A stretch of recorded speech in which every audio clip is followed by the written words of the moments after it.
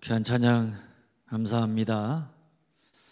사망 권세 이기시고 부활하신 우리 주님의 부활의 승리와 기쁨이 오늘 여러분과 여러분의 가정에 충만하기를 주님의 이름으로 축원합니다.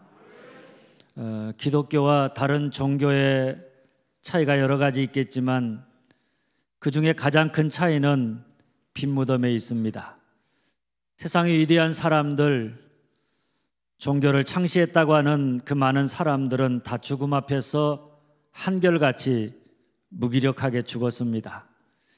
그래서 죽어 장사되어서 뭘 자랑하는가 하면 크고 화려한 무덤을 자랑합니다. 그러나 우리 기독교는 큰 무덤을 자랑하는 것이 아니라 빈 무덤을 자랑하는 유일한 종교입니다. 왜냐하면 우리 주님이 죽었다가 3일 만에 죽은 자 가운데서 다시 부활하셨기 때문입니다. 부활의 신앙이 중요한 것은 예수님이 부활하셨다는 역사적인 사실과 더불어서 부활의 주님이 지금 우리와 함께 하신다, 우리 가운데 역사하신다라고 하는 데 있습니다. 물론 예수님이 살아계시려면 죽은 자 가운데서 부활하셔야 가능한 일입니다. 그래서 바울도 예수님의 부활이 누군가 지어낸 일이 아니라 역사적인 사실임을 여러 가지 증거와 증인들을 통해서 증명해 주고 있습니다.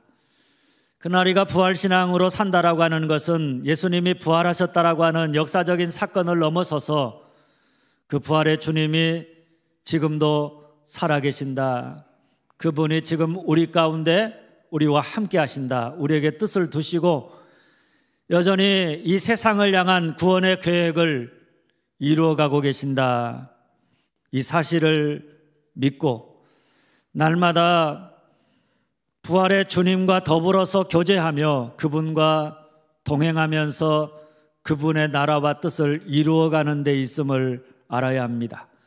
만일 믿음이 있노라 하면서도 만일 부활의 신앙이 없다, 그러면 그 신앙은 생명 있는 신앙이 아닙니다. 만일 부활의 신앙이 없다, 그래서 오늘 지금 내 삶 속에서 나와 함께 호흡하고 살아있는 생명의 주님, 부활의 주님을 믿고 의지하면서 그분과 더불어 동행하면서 살아가는 부활의 삶을 살지 못한다, 그러면 그 믿음은 죽은 것입니다. 아무런 생명도 아무런 능력도 나타낼 수가 없는 것입니다. 그런 의미에서 부활의 신앙은 오늘 우리의 믿음이 살아있느냐 죽어있느냐, 우리가 능력 있는 믿음의 삶을 살아가느냐 그렇지 못하느냐를 보여주는 전부라고 해도 과언이 아닙니다.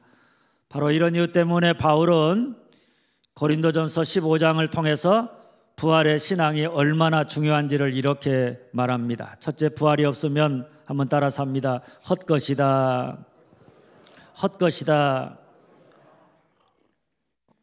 14절 15절입니다. 우리가 전파하는 것도 헛것이요 우리가 하나님의 거짓 증인으로 발견되리니. 그 당시에 그리스도인들은 하나님이 예수님을 죽은 자 가운데서 다시 살리심으로 부활의 첫 열매가 되게 하셨다, 십자가와 더불어서 부활의 복음을 전했습니다. 그런데 만일 죽은 자의 부활이 없다, 그러면 그리스도도 다시 살지 못하였을 것이고 오늘 우리가 전하는 부활의 복음도 거짓이고 부활의 복음을 전하는 우리들도 거짓 증인으로 발견될 것이라는 이야기입니다. 그러나 예수님의 부활은 고린도전서 15장 5절에서 8절에 바울이 이야기하는 것처럼 여러분 어떻습니까?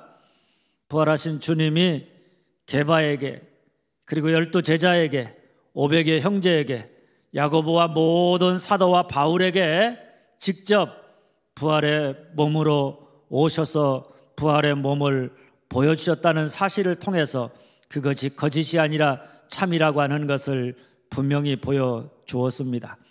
그뿐 아니라 교회를 박해하던 바울이 모든 사도보다 복음을 위해서 더 많이 수고하는 전도자가 된, 변화된 그 삶 자체가 예수님의 부활은 거짓이 아니라 참이요, 우리가 전하는 복음도 가짜가 아니라 진짜라고 하는 증거가 된다는 그런 말씀입니다. 그리고 17절 후반절 말씀입니다. 너희가 여전히 죄 가운데 있을 것이요.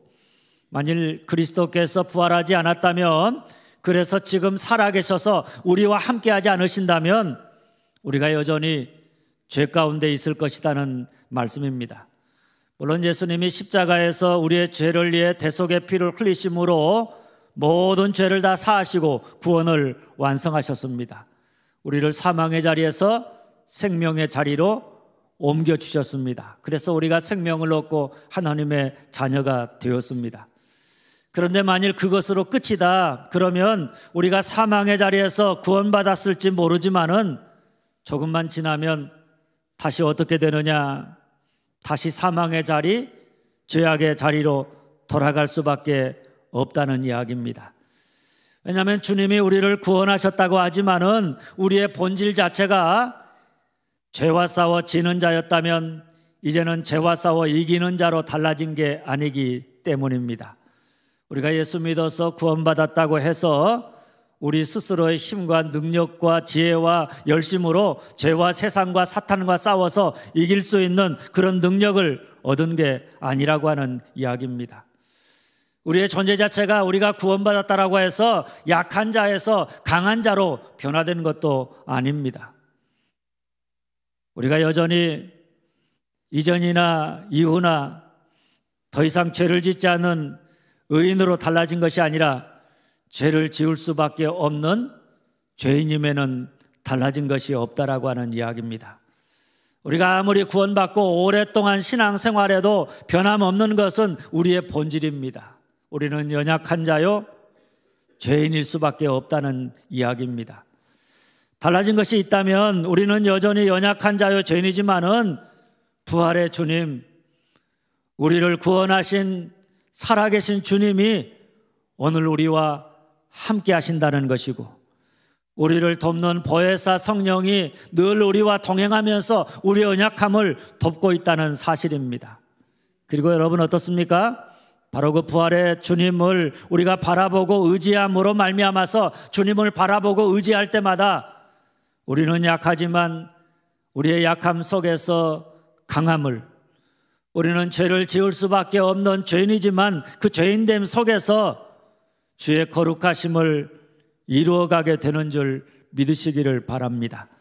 그러니 만일 예수님이 다시 살지 않으셨다, 부활이 없다, 그 주님이 오늘 우리와 함께하지 않는다 그러면 예수님이 우리를 위해서 대속의 피를 흘리신 십자가의 사건이 헛된 것이 되고 마는 것입니다. 우리가 전파하는 십자가의 복음도 헛수고가 되는 것이고, 우리가 예수 믿는다고 하지만 여전히 죄악 가운데 있을 것이기 때문에 우리의 믿음도 헛것이 되고 마는 것입니다. 그러니 우리의 믿음에서 그리스도의 부활, 오늘 또 살아계셔서 나와 함께 하시는 부활의 주님을 내가 믿고 의지한다. 그것은 우리의 믿음의 절대적인 것입니다. 부활의 신앙이 없다 그러면 우리는 아무것도 아닙니다. 그것이 없으면 우리는 여전히 죄악 가운데서 실패할 수밖에, 무너질 수밖에 없는 줄 믿으시기를 바랍니다. 그리고 또 부활이 없다 그러면 한번 따라서 합니다. 우리가 더욱 불쌍하다.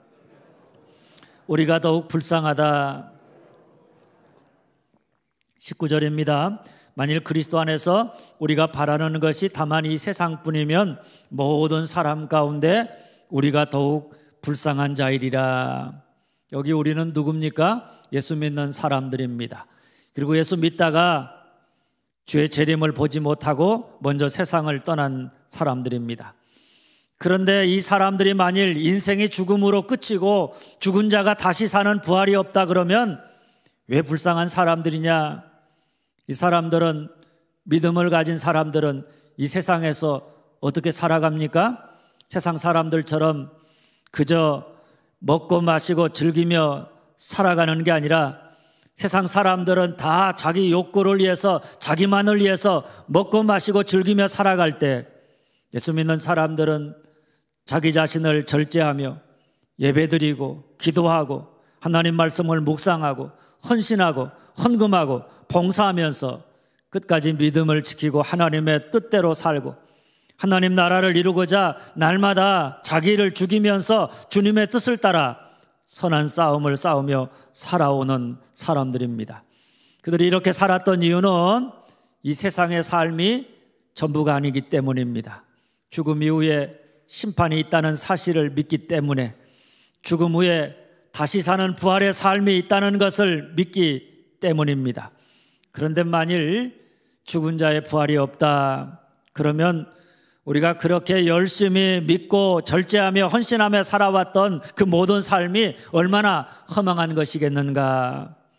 그러니 그들이 얼마나 불쌍한 자인가 하는 이야기입니다.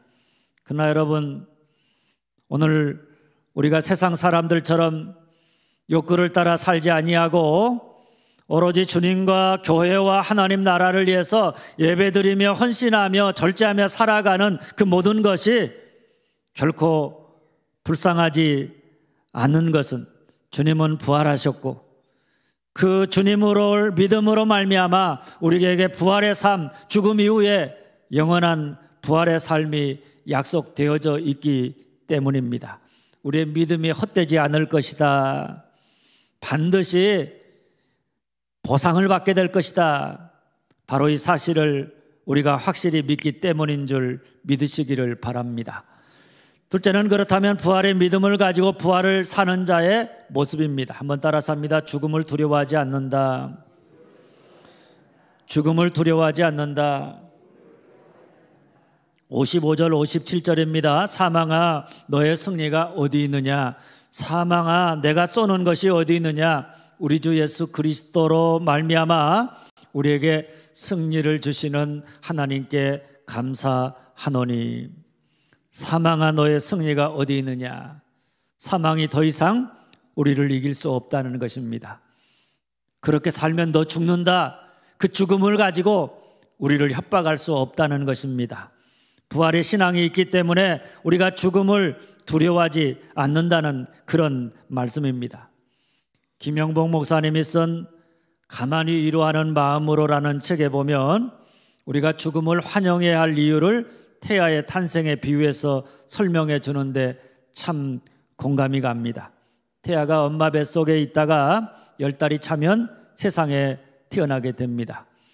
그런데 엄마 뱃속에 있는 태아의 입장에 생각해 보면 엄마 뱃속이 세상의 전부라고 생각하면서 9달을 살았는데 갑자기 엄마와 태아를 연결해 주었던 탯줄, 생명줄이 끊어지고 엄마의 자궁에서 나오는 순간 태아는 그것을 죽음이라고 생각한다는 것입니다. 그래서 태어나는 순간에 죽음에 대한 두려움, 공포 때문에 으앙 하면서 울면서 태어난다는 것입니다. 그런데 막상 죽음인 줄 알고 울었는데 눈을 떠보니까 놀라운 세상에 태어나게 된 것입니다. 우리 죽음도 이와 마찬가지라는 이야기입니다.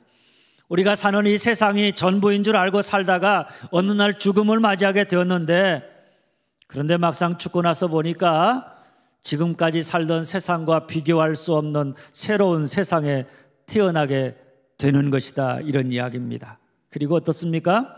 아이가 엄마 뱃속에서 나와서 태어나자마자 아이를 기다리던 부모들이 태어난 아이를 환영하면서 기뻐하는 것처럼 우리가 죽어서 새로운 세상에 들어가게 되면 거기에서 우리를 기다리는 아버지 하나님과 천국의 백성들이 기뻐하면서 우리를 환대하게 될 것이라고 하는 이야기입니다.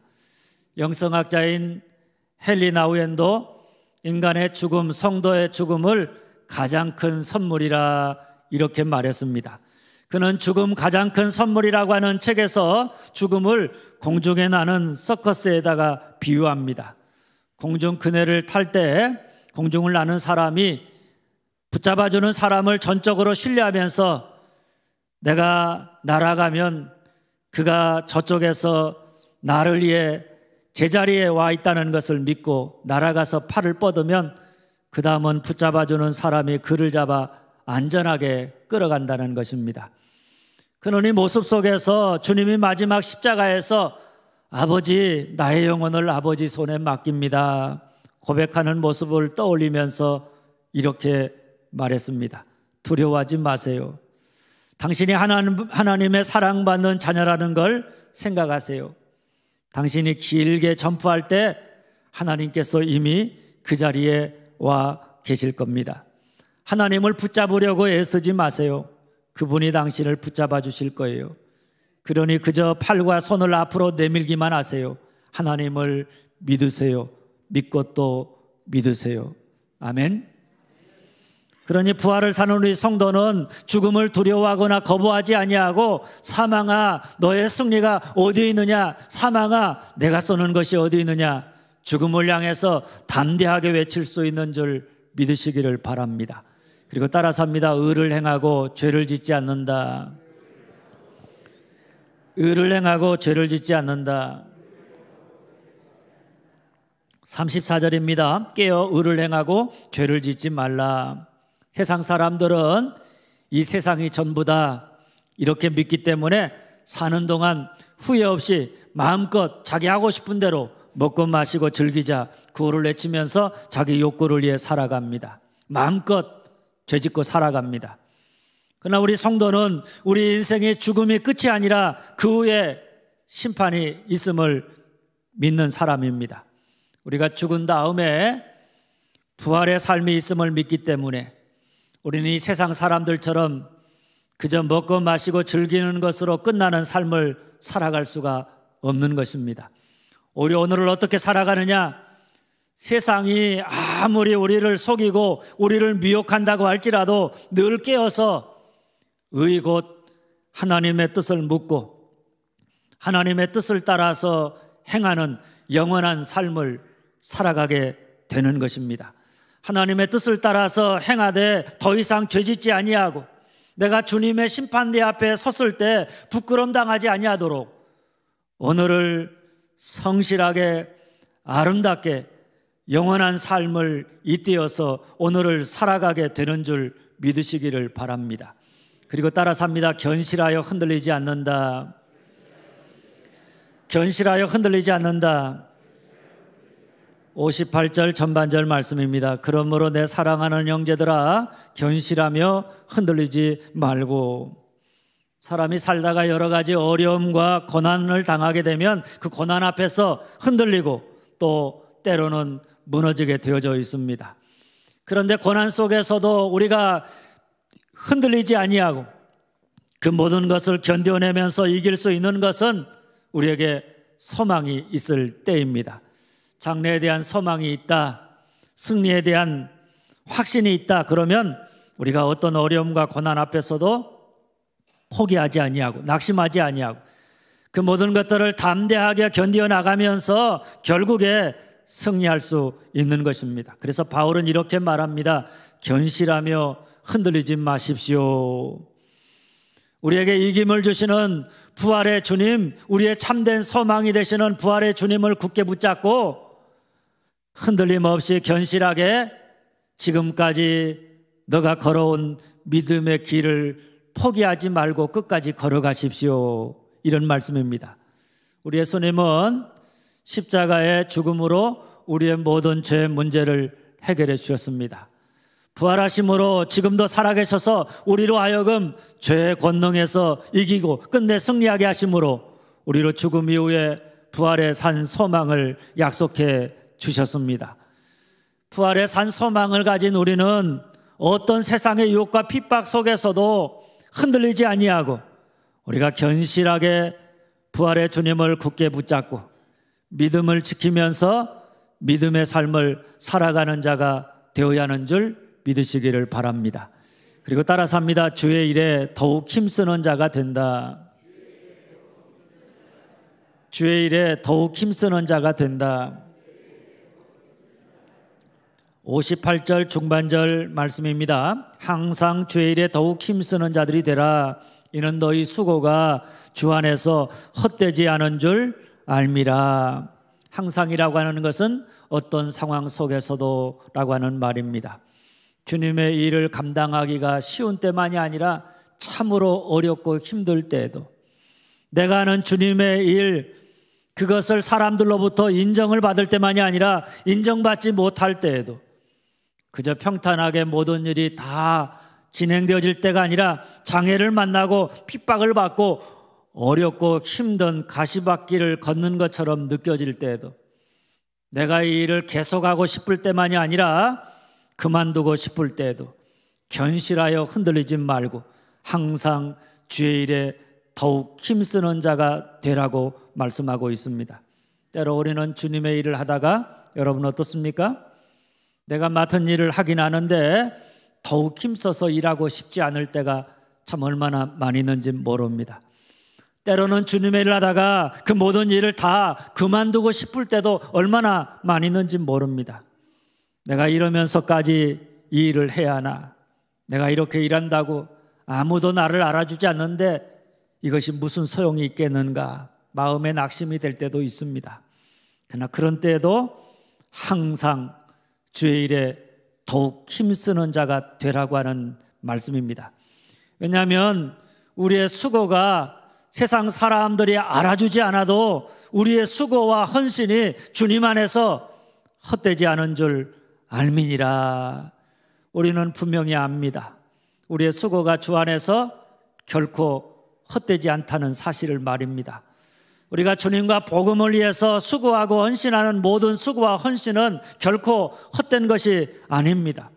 교회와 복음 때문에 우리가 때로 당해하는 고난과 핍박, 억울함, 복음 때문에 우리가 참고 손해보아야 하는 것, 그 모든 것들, 우리의 헌신과 수고는 사람들이 알아주지 않을지라도, 세상에서 상급을 받지 못할 때가 많을지라도 뭡니까 여러분? 주님 안에서 결코 헛되지 않는다는 사실을 믿으시기를 바랍니다. 이 말은 이 세상에서는 우리가 인정받지 못해도, 상급을 받지 못해도 마지막 날 주님은 우리의 수고와 헌신과 땀과 노력과 아픔과 고통을 다 하신다. 거기에 반드시 보상하실 것이다. 이 모든 것에는 마지막 날 다 보상해 주실 것이다. 이런 말씀입니다. 그래서 성경에 보면 뭐가 나옵니까? 주님을 위해서 헌신한 사람들, 복음을 위해서 죽도록 충성한 사람들, 복음을 위해서 자기 인생의 모든 것을 바쳐서 다 아낌없이 내어드린 사람들, 그런 사람들을 향해서 생명의 면류관, 영광의 면류관, 썩지 아니할 면류관, 의의 면류관 등등 승리자에게 주어지는 면류관이 있을 것이라고 하는 사실을 분명히 우리에게 약속해 주고 있는 것입니다. 여러분, 우리의 주님을 향한 수고와 헌신은 땅에 쌓는 재물이 아닙니다. 하늘에 쌓는 재물이 될 것입니다. 그러므로 항상 주의 일에 더욱 힘쓰는 자가 되어서 장래를 위해서 좋은 터를 쌓아가는 여러분들이 다 되어줄 수 있기를 간절히 소망합니다. 사랑하는 여러분, 예수님은 부활하셨습니다. 그리고 그분은 지금도 살아계십니다. 우리 안에서 우리와 함께 하시면서 우리에게 뜻을 두시고 그 뜻을 이루기 위해서 지금도 살아서 역사하십니다. 부활의 신앙은 예수님이 부활하셨다는 사실과 더불어서 부활의 주님이 살아계셔서 지금도 나와 함께 하신다, 나를 통해서 당신의 나라와 뜻을 이루어 가신다, 이 사실을 믿고 날마다 부활의 주님과 더불어 동행하면서 부활의 주님을 의지하면서 내가 죽고 내 안에 그리스도가 사는 삶을 사는 것입니다. 그러니 부활의 신앙이 얼마나 중요한지 모릅니다. 부활의 신앙이 없으면 한번 따라서 합니다. 헛것이다. 여전히 죄 가운데 있다. 더욱 불쌍하다. 헛것이다. 여전히 죄 가운데 있다. 더욱 불쌍하다. 부활이 없으면 우리의 믿음은 다 헛것입니다. 주님의 십자가의 대속의 은혜도 다 아무것도 아닌 것이 되고 마는 것입니다. 우리의 믿음이 다 헛것이 되고 마는 것입니다. 우리는 다시 죄 가운데 빠져서 죄악 가운데 살아갈 수밖에 없을 것입니다. 부활이 있다고 지멋대로 살지 못했던 우리가 더욱 불쌍할 따름입니다. 그러나 여러분, 그렇지 않습니다. 예수 부활을 믿고 부활의 주님이 살아계심을 믿고 부활의 주님을 날마다 만나며 그 주님을 의지하면서 그 주님을 따라서 순종하며 살아가는 사람은 부활의 삶을 사는데, 한번 따라서 합니다. 죽음을 두려워하지 않는다. 의를 행하고 죄짓지 않는다. 견실하여 흔들리지 않는다. 주의 일에 더욱 힘쓴다. 죽음을 두려워하지 않는다. 의를 행하고 죄짓지 않는다. 견실하고 흔들리지 않는다. 주의 일에 더욱 힘쓴다. 바라기는 여러분 모두가 부활의 신앙, 주님은 지금도 살아계셔서 나와 함께 하신다. 주님은 나를 통해서 이 땅에 구원의 역사를 이루어 가신다. 이 부활의 신앙을 가지고 그 주님에게 순종함으로 말미암아 부활의 삶을 살아감으로 더 이상 죽음을 두려워하지 아니하고 이 땅에 사는 동안 의를 행하고 죄짓지 아니하고 어떤 상황 속에서도 흔들림 없이 믿음을 지키면서 주님의 일에 더욱 힘쓰는, 그래서 주님의 나라와 뜻을 이루어가는 부활의 삶을 살아가는 여러분들이 다 되어줄 수 있기를 주님의 이름으로 축원합니다. 기도하겠습니다.